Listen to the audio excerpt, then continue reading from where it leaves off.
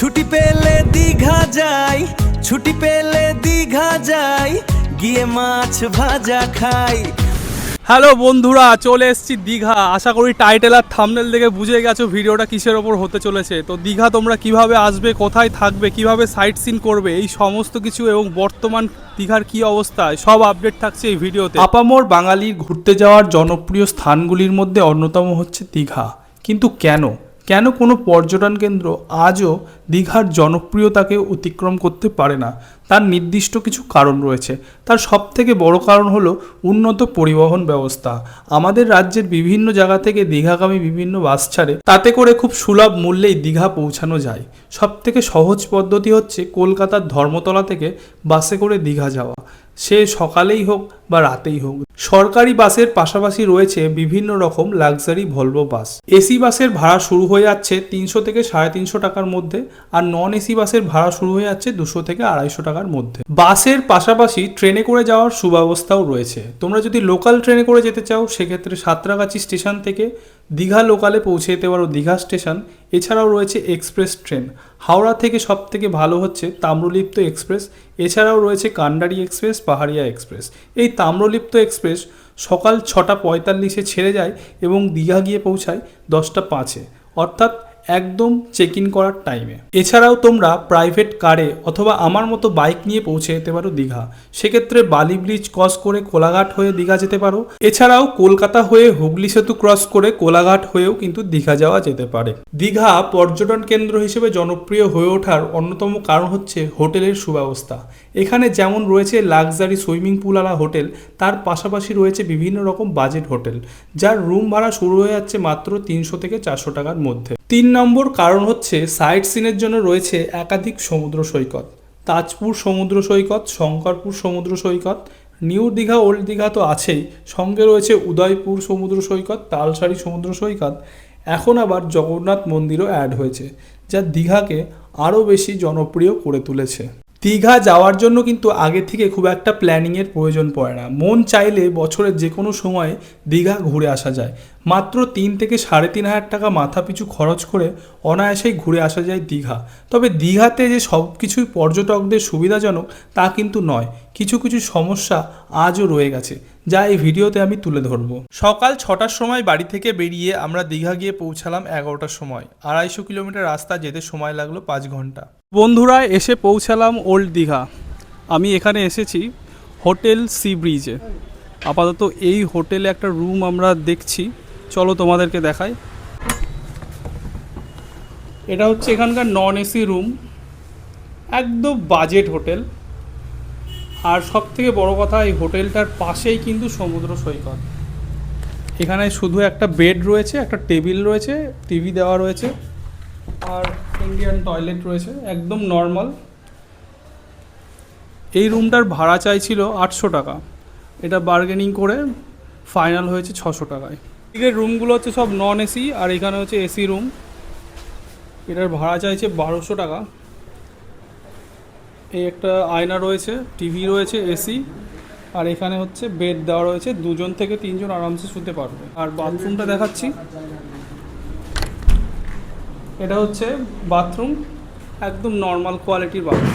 এই হচ্ছে এই হোটেলের নাম্বার, তোমরা আসলে এই নাম্বারে যোগাযোগ করতে পারো। তো আমি এই হোটেলটা এই কারণেই স্টে করছি, এই হোটেলটা থেকে ওল্ড দীঘা সি বিচের দূরত্ব মাত্র 1 মিনিট লাগে হেঁটে।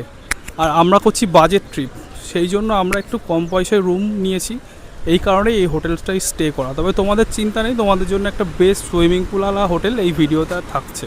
যারা একটু কম পয়সায় ভালো মানের হোটেল খোঁজ করছো, তারা যেতে পারো হোটেল গোল্ডেন সানে। এখানে রয়েছে লিফট ফেসিলিটি, সুইমিং পুল, প্রত্যেকটা রুম হচ্ছে মডার্ন। তোমরা রুমগুলো দেখলেই বুঝতে পারবে কীরকম পরিষ্কার পরিচ্ছন্ন, মডার্ন অ্যামিনিটিসে ভরপুর। আর এই প্রত্যেকটা রুমে থাকছে কিন্তু এসি, আর প্রত্যেকটা রুমের বাথরুম হচ্ছে একদম ঝকঝকে নিট অ্যান্ড ক্লিন। প্রত্যেকটা বাথরুমে থাকছে গিজার ফেসিলিটি। এই হোটেলের কন্ট্যাক্ট নাম্বার আমি স্ক্রিনে দিয়ে দিলাম।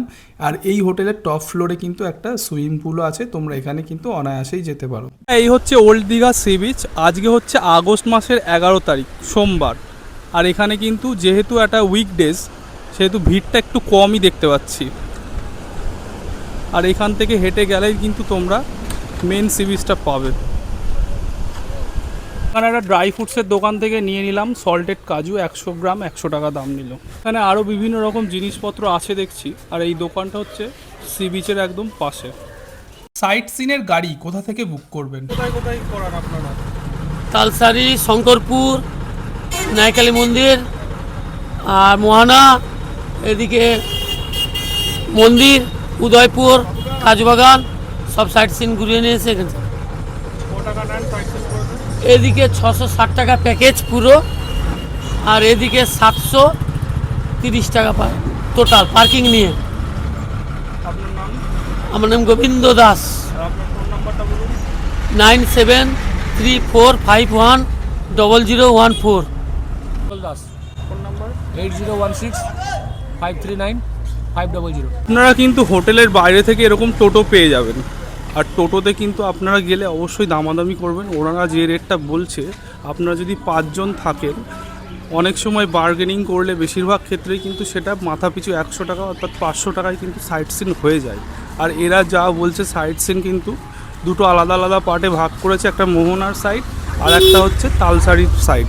তো এই দুটো পার্ট আলাদা আলাদা করে যেতে পারেন। আর একটা উপায় আপনারা যেতে পারেন, যারা একটু কম জায়গা ঘুরে দেখবেন, যেমন শুধু মোহনা দেখবেন বা তালসারি বা উদয়পুর যাবেন, তারা কিন্তু আলাদা আলাদাভাবে কেটে কেটে যেতে পারেন। মানে এখানে কিন্তু রাস্তার ধারে দাঁড়ালেই কিন্তু এরকম রানিং টোটো বা অটো পাওয়া যায়, তাতে করেও আপনারা চলে যেতে পারেন খুব সহজে।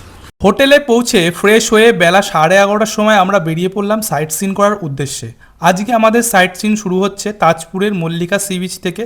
ওল্ড দীঘা থেকে যেতে সময় লাগবে আধা ঘন্টা মতো। বন্ধুরা, তাজপুর মল্লিকা সি বিচে যাওয়ার রাস্তাটা কিছুটা এরকম দেখো, দুদিকে ঝাউবনের সারি আর মাঝখানে হচ্ছে এই কাঁচা রাস্তা। এই রাস্তা দিয়েই ধরেই কিন্তু যেতে হবে, এছাড়া অন্য কোনো রাস্তা এখানে নেই।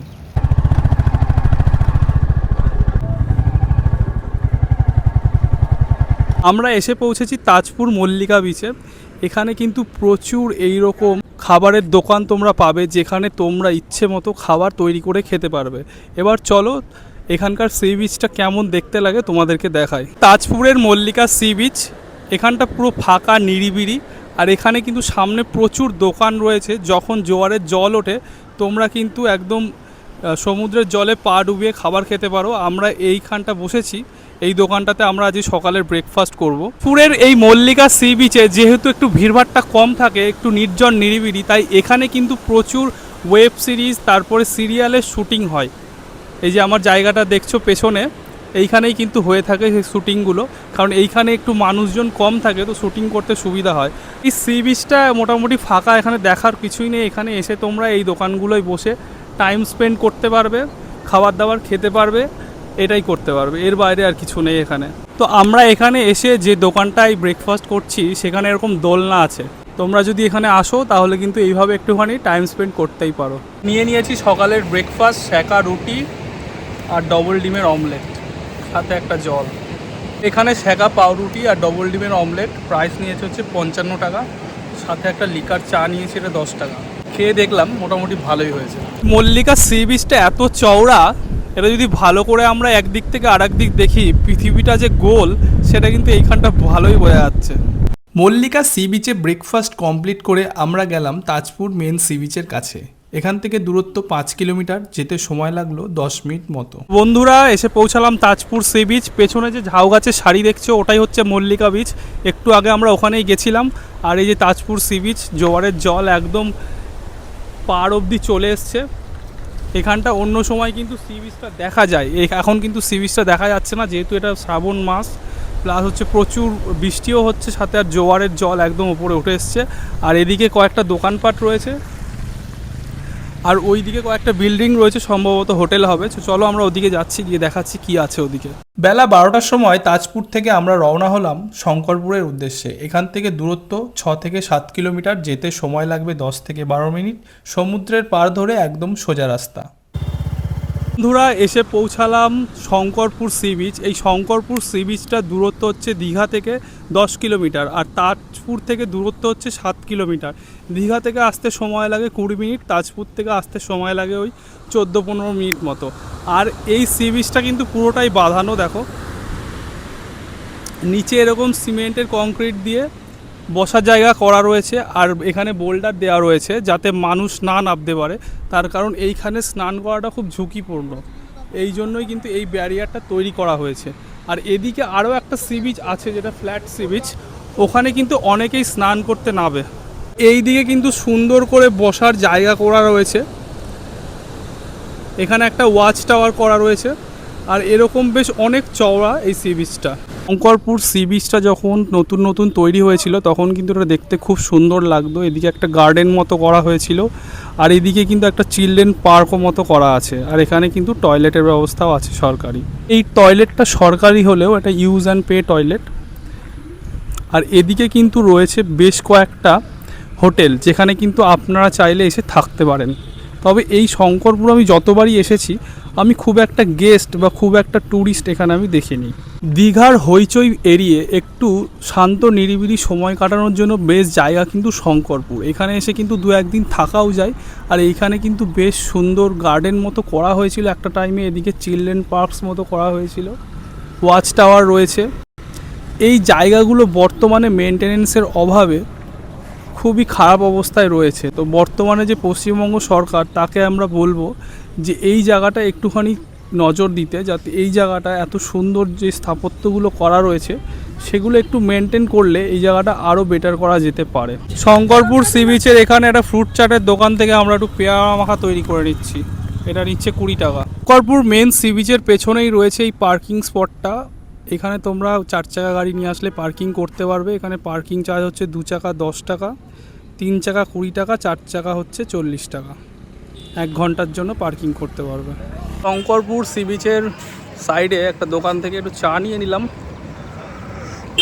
একটু চা খেয়ে নিচ্ছি। বন্ধুরা, শঙ্করপুর থেকে দীঘা যাওয়ার পথে আমরা যেখানে দাঁড়িয়ে আছি এটা হচ্ছে সৈকত সুন্দরী রোড, আর এই আমার পেছনে যে খাড়ি মতো একটা ছোট্ট নদী বয়ে গেছে এটা হচ্ছে চম্পা নদী, আর এই রোড ধরে দীঘা যেতে সময় লাগে 15 মিনিট। এই যে চম্পা নদী, এই চম্পা নদীর ভেতর দিয়েই কিন্তু বহু জেলে নৌকো চলে যায় একদম মোহনার কাছে। দেখো আমি জুম করে দেখাচ্ছি, একটা জেলে নৌকো অলরেডি যাচ্ছে, আর এখানে প্রচুর নৌকো রয়েছে, এগুলো সব মাছ ধরার কাজে ব্যবহার করা হয়। দুপুরে লাঞ্চ করার জন্য আমরা যাচ্ছি, এখানে পাশেই একটা রেস্টুরেন্ট আছে আম্রপালি বলে, আমার পেছনে যে সাদা বিল্ডিংটা আছে ওই বিল্ডিংয়ের সামনে, আর এই হচ্ছে আমার হোটেল। এই গলিটা পেরিয়েই কিন্তু রেস্টুরেন্টটা আছে, আর অনেকের মুখেই শুনেছি ওখানে নাকি খুব ভালো খাবার হয়, তো সেখানেই যাচ্ছি আপাতত হেঁটে হেঁটে। এখান থেকে মাত্র 1 মিনিট লাগবে যেতে। লোকেশনটা তোমাদের আরও ভালো করে বলে দিচ্ছি, এই হচ্ছে আমাদের হোটেলটা, আর এই গলিটা দিয়ে এসেই এইখানে কিন্তু আম্রপালি রেস্টুরেন্ট।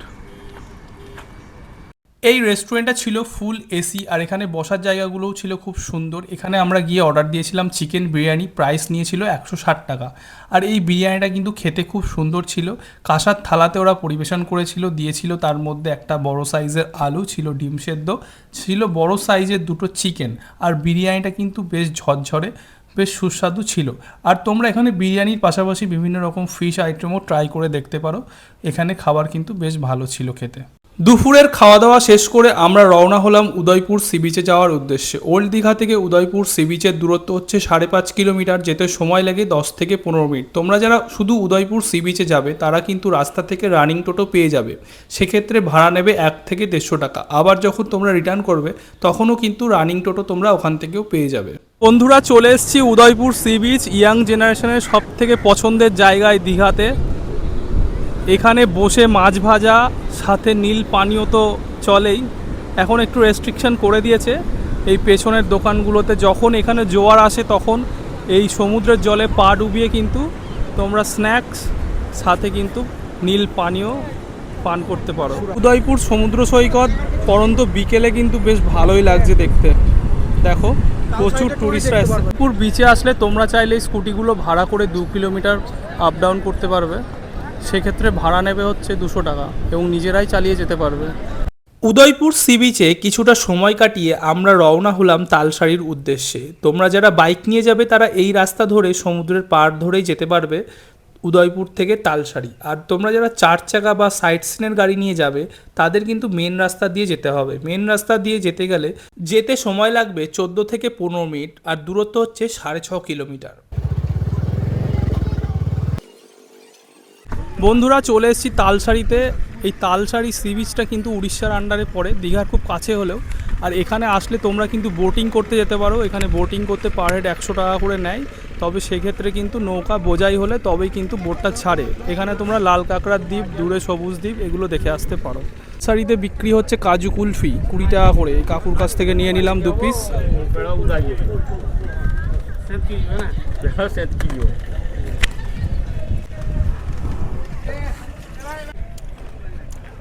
নিয়ে নিলাম কাজু কুলফি, দারুণ খেতে, 20 টাকা পিস। এখানে আসলে কিন্তু তোমরা এটা ট্রাই করে দেখতে পারো। তো বন্ধুরা তোমরা দেখছো সামনে যে চড়া পড়ে আছে, এটাই হচ্ছে লাল কাঁকড়ার দ্বীপ। এটা বেশ অনেকটা চওড়া। এখানে কিন্তু লোকে নৌকা করে ঘুরতে যায়। আর আমার সামনে যে নৌকাটা তোমরা দেখতে পাচ্ছ, আমি জুম করে দেখাচ্ছি, ওই নৌকার ওখানে একজন মাঝি যেখানে জাল ফেলছে, ওখানেই কিন্তু অভিনেতা রাহুল শুটিং করতে গিয়ে মারা গেছিল জলে ডুবে। এখানে এক দাদার থেকে আমরা জানতে পারলাম। তালসারি সমুদ্র সৈকতে কিছুটা সময় কাটিয়ে আমরা রওনা হলাম ওল্ড দীঘার উদ্দেশ্যে। যাত্রাপথে আমরা দেখলাম চন্দনেশ্বর মন্দির।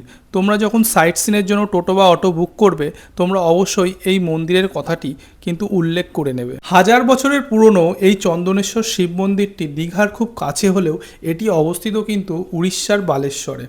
এই শিব মন্দিরের সামনে রয়েছে বিশাল এক নাট মন্দির।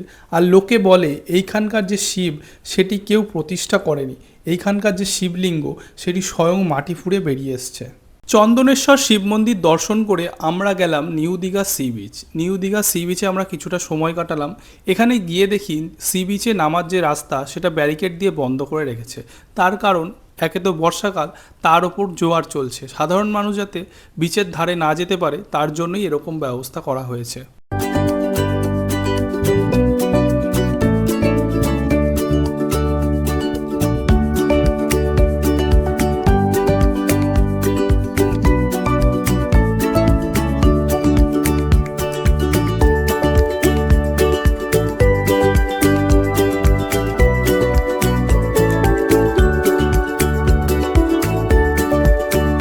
বন্ধুরা চলে এসেছি দীঘার অন্যতম মূল আকর্ষণ জগন্নাথ মন্দিরে। তোমরা যে গেটটা দেখছো এটা জগন্নাথ মন্দিরের ব্যাক সাইডের গেট। তোমরা এখান দিয়েও এন্ট্রি করতে পারো। যারা বাইক পার্কিং করবে বা 4 চাকা পার্কিং করবে তাদের কিন্তু এই গেটটা দিয়ে এন্ট্রি করলে বেশি সুবিধা হবে। আর এদিকে রয়েছে কিন্তু মেন গেট, যেটা এখান দিয়েও তোমরা এন্ট্রি করতে পারো, তবে ওই গেটটাই কিন্তু খুব ভিড় থাকে। আর এই যে পেছনের গেটটা, এখানে তোমরা জুতো রাখতে পারবে বিনা পয়সায়, সেই কাউন্টারটা ওখানে রয়েছে।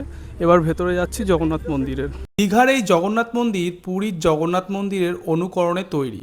মূল মন্দিরটি 4টি ভাগে বিভক্ত করা হয়েছে। আর এই মন্দিরের ভেতরে এত সুন্দর শান্ত পরিবেশ, সাজানো গোছানো, ভেতরে ঢুকলে একটা ভক্তিভাব জেগে ওঠে। এই মন্দিরটির নির্মাণ কাজ শুরু হয় 2022 সালের মে মাসে এবং এই মন্দিরটি নির্মাণ কাজ সম্পন্ন হয় 2024 সালের মে মাসে। প্রায় 25 একর জায়গার উপরে তৈরি হয় এই মন্দির। এই মন্দির তৈরি করতে খরচ পড়েছিল প্রায় 200 থেকে 250 কোটি টাকা। এই মন্দিরের নির্মাণের জন্য ব্যবহার করা হয়েছিল রাজস্থানের বানসি পাহাড়পুরের গোলাপি বেলে পাথর। আর এই মন্দিরের ফ্লোর তৈরি করার জন্য তৈরি হয়েছিল হাই কোয়ালিটি মার্বেল পাথর।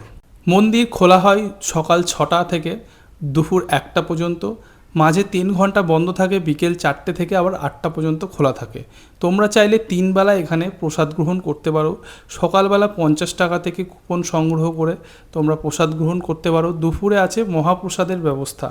100 টাকা থেকে মহাপ্রসাদ শুরু, 150 টাকা অবধি স্পেশাল থালি রয়েছে। এছাড়াও তোমরা সন্ধেবেলাও মহাপ্রসাদ গ্রহণ করতে পারো।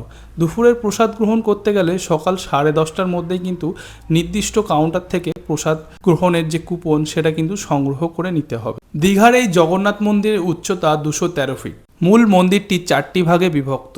গর্ভগৃহকে বলা হয় বিমান, তারপরে হচ্ছে প্রধান সভাগৃহ জগমোহন, তারপরে হচ্ছে নাট মন্দির, তারপরে হচ্ছে ভোগমঞ্চ এবং মন্দিরের একদম সম্মুখে রয়েছে বিরাট বড় লৌহস্তম্ভ। গুড ইভিনিং বন্ধুরা, এখন আমরা যাচ্ছি ওল্ড দীঘা সি বিচ। রাতের ওল্ড দীঘা সি বিচ কেমন দেখতে হয় চলো তোমাদেরকেও দেখাই। দিন হোক বা রাত, দীঘা সব সময় জমজমাট। ছুটি পেলে দীঘা যাই, ছুটি পেলে দীঘা যাই, গিয়ে মাছ ভাজা খাই, বালির ওপর ছবি আঁকি, বালির ওপর ছবি আঁকি, সি বিচে বসে থাকি। ছেড়ে শহরের চেনা গলি, ঢেউয়ের সাথে কথা বলি। ছেড়ে শহরের চেনা গলি, ঢেউয়ের সাথে কথা বলি। দুপুরে যখন আমরা ওল্ড দীঘা সি বিচে স্নান করতে এসেছিলাম, কয়েকজন মাত্র স্নান করছিল, কিন্তু রাতে যখন আমি ওল্ড দীঘা সি বিচে ঘুরতে আসলাম, এখানকার জমজমাটি দেখে আমি তো পুরো অবাক। আমি এতবার দীঘা এসেছি, কিন্তু এই ফার্স্ট টাইম ওল্ড দীঘায় আসলাম, ওল্ড দীঘা সি বিচ রাতে এক্সপ্লোর করতে। এখানে যে এত লোক সত্যি দেখে অবাক। আর তার উপরে এখন বর্ষাকাল, অফ সিজন, তাও এত ভিড় এই সময় এখানটা।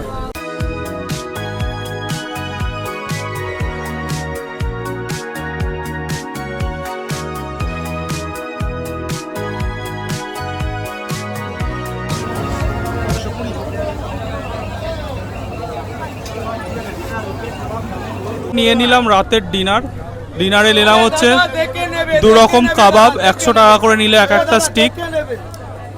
দিকে নিলাম তন্দুরি রুটি 10 টাকা পিস, আর নিলাম চানা মশলা, যেটা নিয়েছে 60 টাকা প্লেট।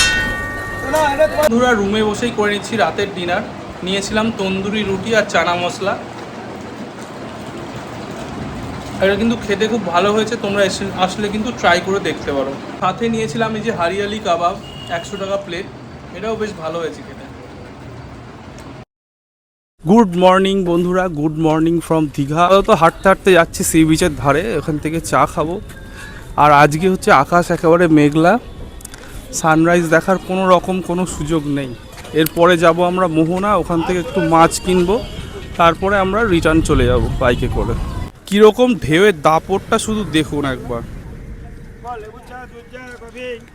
আজ এসেছি 2 দিন কন্টিনিউ জোয়ার চলছে এখানে। আর যেহেতু বর্ষাকাল, জলের লেভেলটা কিন্তু অনেক বেড়ে গেছে। এইটা দিয়ে হচ্ছে জলের লেভেল মাপা হয় এখানে। আর সেই সঙ্গে যা ঢেউ, এরকম ঢেউ দীঘাতে আমি ফার্স্ট টাইম দেখছি। একদম মেঘলা, তোমরা দেখতেই পাচ্ছ। তো সানরাইজ দেখার কোনো রকম চান্স নেই। তো ওখান থেকে আমরা চা খাবো, চাটা খেয়ে যাবো একটু মোহনায়, ওখান থেকে মাছ দেখবো, যদি সস্তায় মাছ পাই মাছ কিনবো বাড়ির জন্য, তারপরে আমরা ফিরে যাবো। দীঘা হোক বা নিউ দীঘা, আপনারা কিন্তু রাস্তার ধারে এরকম বাসের টিকিট কাউন্টারের দোকান প্রচুর পেয়ে যাবেন। 250 টাকা থেকে 300 টাকার মধ্যেই কিন্তু আপনারা বাসের টিকিটগুলো পেয়ে যাবেন এবং চলে যেতে পারবেন এখান থেকে কলকাতার ধর্মতলা বা এসপ্ল্যানেডের। বাসগুলোর কিন্তু টাইমিং এমন থাকে, ঠিক আপনাদের হোটেলের চেক আউটের টাইমেই কিন্তু আপনারা বাসগুলো পেয়ে যাবেন, অর্থাৎ সকাল 8টা, 8:30, 9:30 এইরকম টাইমে, যেটা আমি হোটেলের চেক আউট হয়, এই টাইমে কিন্তু আপনারা বাসগুলো সব পেয়ে যাবেন। এই যে আমার পেছনে দেখুন কলকাতাগামী বাস অলরেডি একটা আসছে। হোটেলে আছি, এই হোটেলের একদম সামনেই কিন্তু বাস স্ট্যান্ড। এখান থেকে আপনারা ইজিলি বাস ধরে চলে যেতে পারবেন কলকাতা। সকাল 7টার সময় চা বিস্কুট খেয়ে আমরা রওনা হলাম মোহনা যাওয়ার উদ্দেশ্যে। ওল্ড দীঘা সি বিচ থেকে মোহনার দূরত্ব 2.5 কিলোমিটার। গাড়ি করে যেতে সময় লাগে 5 মিনিট মতো, আর টোটো করে যেতে সময় লাগবে 10 মিনিট। ভাড়া নেবে শেয়ারে 40 টাকা। বাঙালি দীঘা ঘুরতে গেলে সাইট সিন করতে যাক না যাক, মোহনায় কিন্তু মাছ দেখতে বা মাছ কিনতে একবার যাবেই যাবে। সকাল সকাল সমুদ্রের পাড় ধরে মোহনায় যেতে কিন্তু বেশ ভালোই লাগে। তো বন্ধুরা চলে এসেছি মোহনার মাছের বাজার। এইখানে আমার বাইকটা পার্ক করলাম, এবার যাচ্ছি মাছ বাজারের ভেতরে, দেখি কীরকম কী মাছ পাওয়া যায় আর কীরকম কী দাম নেয়। বাজে সকাল 7:30, আর এখনই এই মাছের বাজারে কীরকম ভিড় হয়েছে দেখো। প্রচুর ভর্তি মাছ, আর কত লোকে এসছে এখানে মাছ কেনার জন্য, আর মাছ দেখার জন্য আরও বেশি লোক এসছে। তো চলো একটা দোকানের ভেতরে ঢোকা যাক।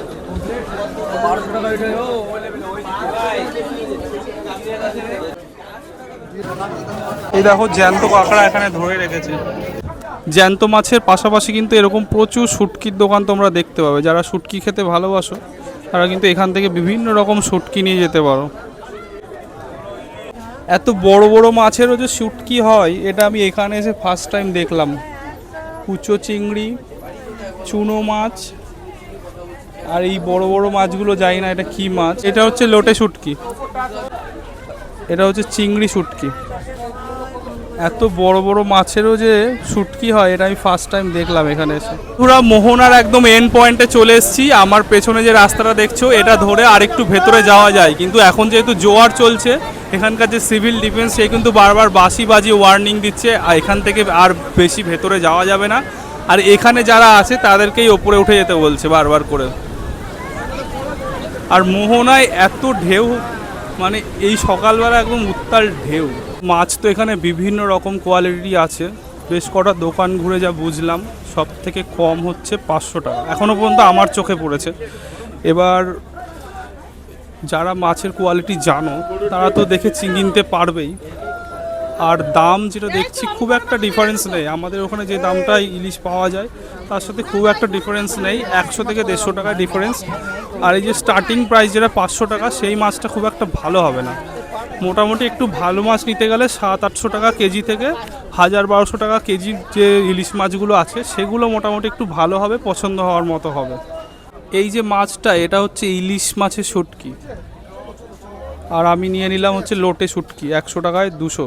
মানে এতগুলো দোকান আর এত রকম মাছের ভ্যারাইটিস, যে কোনো মানুষ এসে কনফিউজ হয়ে যাওয়াটা স্বাভাবিক একটা ব্যাপার। আর মাছের দাম তো খুব একটা ডিফারেন্স দেখলাম না, 50-100 টাকায় ডিফারেন্স। হয়তো আমাদের ওখানে যেটা 600 টাকা কিলো বিক্রি হয় এখানে 500 টাকা কিলো বিক্রি হচ্ছে, তো সেই জন্য এত দূর থেকে মাছ টেনে নেওয়ার জন্য আমি আর মাছ নিচ্ছি না। মোহনা থেকে ঘুরে এসে আমরা স্নান টান করে এবার যাচ্ছি ব্রেকফাস্ট করতে। ব্রেকফাস্ট করার পরে আমরা সোজা রওনা দেবো কলকাতার উদ্দেশ্যে। তো আমরা আপাতত হাঁটতে হাঁটতে চলে এসেছি ওল্ড দীঘার বাজারে। এখানে মাছের বাজার, সবজির বাজার সবই আছে। এখান থেকে তোমরা মাছ কিনে পাশে যে রান্না করার দোকানগুলো রান্না করতে দিতে পারো। চলো আমি সব দেখাচ্ছি। এই হচ্ছে বাজার, এখান থেকে তোমরা শাকসবজি কিনে নিতে পারো, আর এখান থেকে মাছ বিক্রি হচ্ছে। তো আমার পেছনে এই হচ্ছে ওল্ড দীঘার মাছের বাজার। এখান থেকে তোমরা মাছ শাকসবজি কিনে এই দোকানগুলোয় রান্না করতে দিতে পারো। আর এখানে কিন্তু একাধিক মুদিখানার দোকানও রয়েছে পেছনে। সকালের ব্রেকফাস্টে নিয়েছি হচ্ছে মুড়ি ঘুগনি। মুড়ি ঘুগনির সাথে নিয়েছি একটা ডিম সেদ্ধ। আর মুড়ি ঘুগনি এই কারণেই খাচ্ছি যে লুচি পুরি খাওয়ার থেকে মুড়ি ঘুগনি খাওয়া বেস্ট। দাম নিয়েছে 30 টাকা প্লেট। দীঘাতে ঢেউ যা দিচ্ছে, মোটামুটি একটা যা ঢেউ দিল, এই পাথরের ওপর পার করে, এই বসার জায়গা পার করে ওপর অবধি চলে এসছে। এ দেখো ভিজে গেছি গা, আর এই আমার হাত পা পুরো সব কিছু ভিজে গেছে। তো বন্ধুরা, আমি এখন দাঁড়িয়ে আছি দীঘা স্টেশনের বাইরে। তোমরা যারা ট্রেনে করে আসবে তাদেরকে এই স্টেশনে আসতে হবে, এবং এখান থেকে 1 নম্বর প্ল্যাটফর্ম থেকে বেরিয়েই তোমরা গাড়ি পেয়ে যাবে স্টেশনের বাইরে। তোমরা যদি টোটো রিজার্ভ করে ওল্ড দীঘা অথবা জাহাজবাড়ি নিউ দীঘা পর্যন্ত যাও, সেক্ষেত্রে রিজার্ভের ভাড়া নেবে 100 টাকা, 5 জন যেতে পারবে। আর যদি তোমরা শেয়ারে যাও, অটো করে গেলে নেবে 30 টাকা, আর টোটো করে যদি যাও তাহলে সেক্ষেত্রে নেবে 40 টাকা পার পারসন। কিন্তু আমি তো এসছি আমার বাইকে, আমি শুধুমাত্র তোমাদের সুবিধার জন্য এই স্টেশনটা তোমাদেরকে দেখালাম। সব থেকে কম পয়সায় আসতে গেলে কিন্তু তোমাদের ট্রেনে করেই আসতে হবে, এটা সব থেকে আরামদায়ক এবং সব থেকে সহজ উপায়। পুরো ভ্লগটা আমি আর বড় না করে এখানেই শেষ করছি। আজকের মতো টাটা। আশা করি তোমাদের ভ্লগটা ভালো লেগেছে। যদি ভালো লেগে থাকে তবে লাইক, কমেন্ট, শেয়ার, সাবস্ক্রাইব করে আমাদের পাশে থেকো। দেখা হচ্ছে পরবর্তী ভিডিওতে।